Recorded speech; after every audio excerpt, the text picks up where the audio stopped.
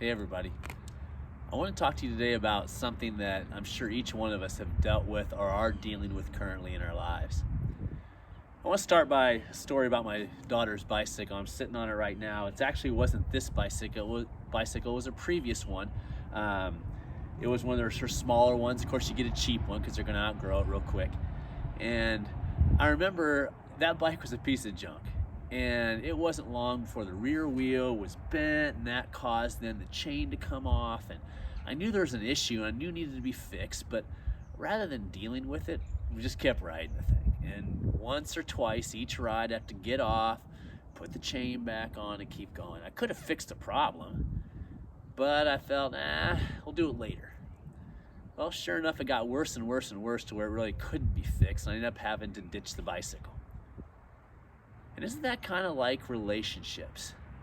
We know there's maybe an issue between us and someone else, but rather than deal with it, we'll deal with it later. And so all of a sudden, that bent wheel becomes worse and worse in that relationship, and it causes a lot of damage. Jesus had some pretty powerful words on this subject, some pretty hit you in the heart words when he said this. He says, if you're there at the altar, which means you're just getting ready to pray or to worship God, he says, if you're there at the altar and there remember that your brother or sister has something against you, he says, leave your gift there at the altar, first go and be reconciled, then come back and offer your gift. So even before we worship God, we're to get right with our brother or sister, or maybe our friend, relative, whoever it might be that we have issues with in our life. Of course, it's easier to maybe not deal with it and just kind of sweep it under the rug.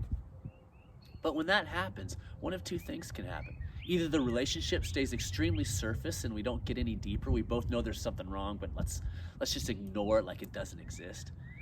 Or it could be like that bicycle gets worse and worse and worse to where eventually you just got to throw it away.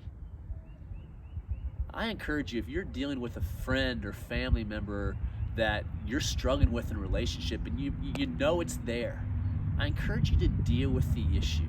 Go and be reconciled. Get that relationship right. And then great things can happen. Thank you for listening today, and I hope you have an awesome week loving people and restoring any relationship that needs to be restored. God bless.